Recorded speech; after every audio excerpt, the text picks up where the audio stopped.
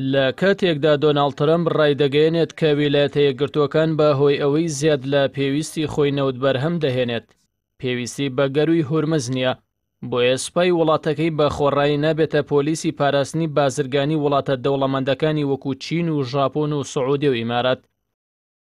کاچی لە هەمان کاتدا وەزیری بەرگری وڵاتەکەی پێشوازی لە پێشنیازەکەی وڵاتانی ئەوروپا کرد بۆ پێکهێنانی هێزێک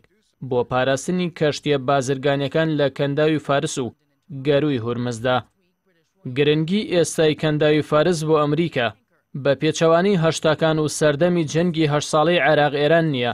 تا ئەو وڵاتە بۆ پاراستنی بەرژەوەندەکانی هێزی دەریایی خۆی بخاتە کار. بۆیە بەریتانیا داوای لە وڵاتانی ئەوروپا کرد کە پشتیوانی بکەن لەو پێشنیازە و پارێزگاری لە کەشتیە نەوتەڵگر و بازرگانیەکان لە گەروی هورمزدا. چاوەڕوان ناکرێت بەریتانیا و فەڕەنسا و وڵاتانی ئەوروپایی بەبێ ویلایەتە یەکگرتووەکان بتوانن پرۆژەیەکی گرنگی لەو شێوەیە بگەێنە ئەنجام. ئەمریکا ژامەنجی لەو گەمارویانەی ئێراندا گفتوگۆیەکی نوێیە بە مەبەستی ڕێکەوتنێک کە بەرژەوەندەکانی ئەمریکا و ئیسرائیلی تێدا دابین بکرێت. چونکە ترامپ بە هیچ شێوەیەک ئامادەی جەنگ نییە بە تایبەتی ئەمریکا لە دوای 8 ساڵ لە جەنگی ئەفغانستان ئەوە خولی حوتەمی دیالۆگی خۆی لەگەڵ بزوتنەوەی تاڵیبان لە دەوحەی پایتەختی قەتەر ئەنجامدا کە زۆربەی لەمپەرەکانی بەردەم گفتوگۆکان نەماون و پێدەچێت لە خولی هەشتەمی گفتوگۆکاندا ڕێکەوتنامەیەکیان واژۆ بکەن کەواتە لەوەها حاڵەتێکدا ئەو وڵاتە نایەوێت بچێتەوە ناو جەنگێکی گەورە کە نەبەراورد دەکرێت بە ئەفغانستان و نەپێشبینی ئەنجامە وێرانکاریەکەشی دەکرێت. هەر لەو بارەوە ژەنەڕاڵ حوسێنی دێهقانی ڕایوەشکاری سەربازی ڕێبەری کۆماری ئیسلامی ئێران لە لێدوانیدا بۆ تۆڕی میدیایی جەزیرە ڕایگەیاند هاوکێشەکەمان لە گەروی هورمز ئەوەیە یا ئەو گەروە بۆ هەمووانە یا بۆ هیچ لایەکە. لەو بارەوە زیاتر مەبەستەکەی ڕوندەکاتەوە کە دەڵێت مەحاڵە وڵاتانی تر نەوت بفرۆشن و ئێران لەو ڕۆوە بێبەش بکرێت لەبارەی گفتوگۆش لەگەڵ ئەمریکادا ڕای دەگەێنێت. دیالۆگ لەگەڵ هیچ وڵاتێکدا ناکەین کە سیستەمی بەرگری و بەرپەرجدانەوەی موشەکیمانی بە ئامانج گرت بێت. لەبارەی هەڵوێستی نوێی ئیمارات و سعودیەوە ناوبراو ڕایگەیان کە ئیمارات چەند کەسێکی نردووە بۆ ئەوەی لەبارەی ئاشتیەوە گفتوگۆ لەگەڵ ئێران بکەن